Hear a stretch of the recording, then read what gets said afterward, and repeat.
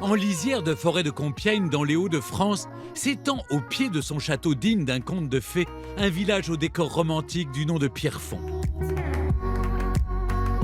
Au détour d'une ruelle bordée par de somptueuses villas datant de la Belle Époque, se dresse la majestueuse silhouette de sa forteresse médiévale restaurée au XIXe siècle par l'architecte Eugène Viollet-le-Duc.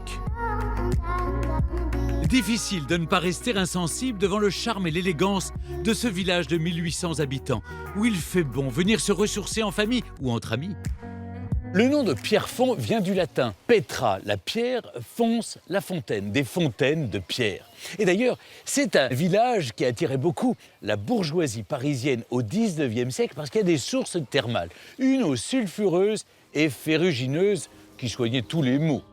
Si ce temps est bel et bien révolu, il flotte toujours dans la ville un brin de nostalgie que va me faire découvrir Rod, un jeune guide touristique pétrifontain. Bonjour Rod. Bonjour Stéphane, bienvenue à Pierrefonds. Merci, c'est gentil. Alors c'est vrai qu'entre Pierrefonds et l'eau, c'est quand même une longue histoire d'amour. La ville de Pierrefonds, ce n'est pas que de l'eau thermale, c'est aussi de l'eau qui ruisselle, notamment sous nos pieds. Il y a un cours d'eau en dessous. Il y a un cours d'eau, il y a un rue, le rue de Berne, justement, qui permet d'alimenter le lac que vous avez derrière vous. C'est très gentil quand même de rebaptiser les cours d'eau en mon honneur. C'est dans la deuxième moitié du XIXe siècle que les eaux de Pierrefonds furent exploitées de manière commerciale, après avoir été découvertes en 1846 sur la propriété d'un certain monsieur Desflux-B. La ville fut alors rebaptisée Pierrefonds-les-Bains. Et c'est comme ça qu'on explique qu'il y a de si belles maisons tout autour de cette eau, justement. Exactement. Les gens se battaient pour avoir la villa la plus proche des sources thermales, mais évidemment la plus belle et la plus remarquable. Chapeaux de forme et crinolines viennent parader notamment dans la rue de Baudon, où Rod m'emmène maintenant admirer une magnifique villa, la Villa Colombine. Celle-là est peut-être l'une des plus exceptionnelles, surtout parce qu'elle représente bien l'esprit exubérant, Oui. avec les tourelles, les clochetons. Tout ça, ce sont des éléments surplombant le lac qui font que les familles voulaient se montrer. La Première Guerre mondiale met fin au thermalisme de Pierrefonds-les-Bains en 1914. De cet inoubliable passé, il reste aujourd'hui une atmosphère très chaleureuse dans le village qui accueille des dizaines de milliers de visiteurs par an. Il y a une ambiance incroyable, Rod. Oui, on est dimanche, c'est normal. À Pierrefonds, le dimanche, c'est l'animation, puisque c'est un lieu de promenade, c'est un lieu de convivialité. Bon, au revoir, Rod, merci encore. Au revoir Stéphane, merci À à vous. bientôt.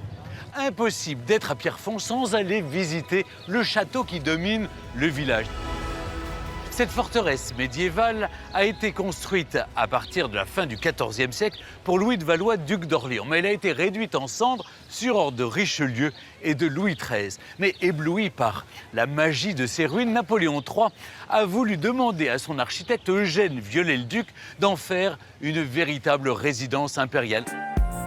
C'est l'administrateur du château de Pierrefonds, Xavier Bailly, Bonjour Xavier. Bonjour Stéphane. qui a tenu à me servir de guide pour partir à la conquête de cet édifice prestigieux inscrit au centre des monuments nationaux. Il m'a donné rendez-vous à 500 mètres en contrebas du château, aux abords d'un joli petit lac au nénuphar. Curieux, non? Un des plus beaux points de vue sur le château, c'est au départ de l'étang. Alors je vous propose un petit tour en pédalo. Il n'est pas accessible C'est par la plus- route. Si, si. On y va. Allez-y, alors. je vous en prie. Allez.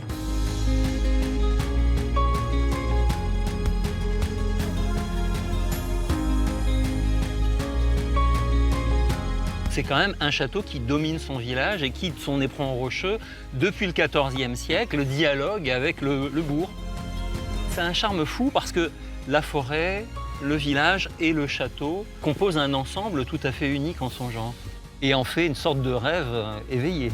Ce qui n'est à l'origine qu'un petit caprice dans le goût de son temps va progressivement prendre une ampleur démesurée. D'année en année, l'ambition de Napoléon III grandit. Il veut faire de Pierrefonds un château d'apparat où pourront se dérouler de grandes fêtes. Si Viollet-le-Duc reste fidèle au style gothique général, le maître d'œuvre libère toute son inventivité sur certaines parties de l'édifice. C'est impressionnant ici. Là, on entre dans la cour d'honneur. Oui, cour d'honneur qui porte bien son nom, étant entendu que le donjon que nous contournons est vraiment résidence impériale, avec au premier étage l'empereur, deuxième étage l'impératrice et les appartements du prince impérial au troisième étage. Il y a énormément de films qui ont utilisé ce décor exceptionnel pour les tournages. Oui, une cinquantaine de films, Le Capitan, Le Bossu, Les Visiteurs et bien d'autres ont été tournés ici avec des séquences dont ce décor absolument chevaleresque a été l'inspiration.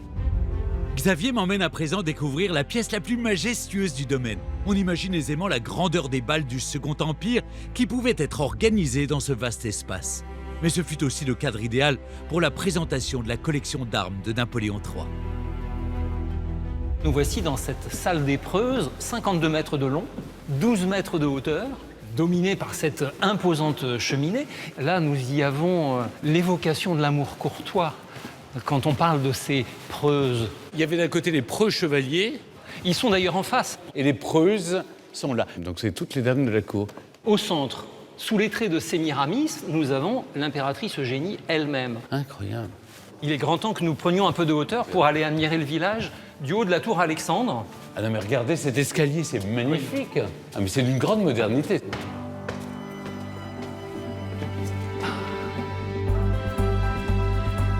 C'est impressionnant. Tous les enfants qui rêvent de château fort, il faut les amener ici à Pierrefonds. Ici, il n'y a que des chevaliers et des princesses, Stéphane. On va aller en délivrer une dans sa tour. Après ce grand plongeon dans l'histoire, quoi de mieux qu'une balade en forêt pour s'aérer l'esprit? C'est en compagnie de Bertrand, le directeur de l'Office national des forêts de Picardie, que je vais découvrir cet écrin de verdure dans la partie pétrifontaine de cette forêt domaniale de Compiègne de 14 000 hectares. Et croyez-moi, j'ai vraiment du mal à le trouver. Bonjour, ça va bien? Oui, ça va? Non mais vous me donnez rendez-vous à un carrefour.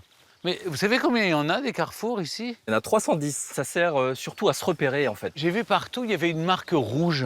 C'est Napoléon III qui a fait mettre cette marque rouge sur tous les carrefours de la forêt Oui. pour que l'impératrice Eugénie ne se perde pas. Pourquoi on a fait ça? Parce qu'elle s'était égarée en forêt? L'histoire raconte qu'elle s'est perdue la première fois qu'elle est venue en forêt de Compiègne.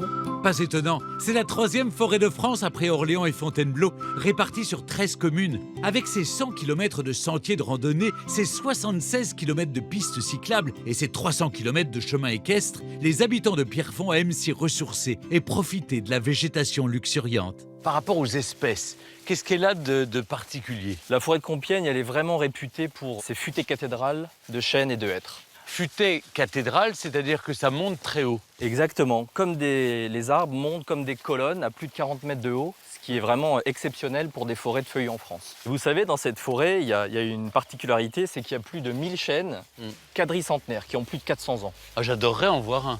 Eh bien venez, je vais vous montrer un vieux chêne. Il est magnifique, hein, votre chêne. Alors c'est un des plus vieux chênes de la forêt, il a ça. 450 ans. Ce qu'on a comme chance, c'est qu'il a déjà fait des petits au pied, qui sont sa descendance. Donc on espère que sa descendance sera aussi forte et aussi robuste que lui. Je trouve que c'est une façon poétique de terminer ma visite de Pierrefonds. Merci beaucoup. Eh bien merci à vous. Merci. Pardon de vous planter là comme un arbre. Vous connaissez la forêt. Ne vous inquiétez pas. Bon retour. Merci beaucoup.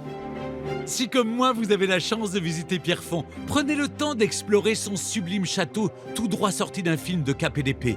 Baladez-vous au cœur du village pour admirer ces somptueuses villas Belle Époque et ne passez pas à côté d'une escapade revigorante en forêt de Compiègne.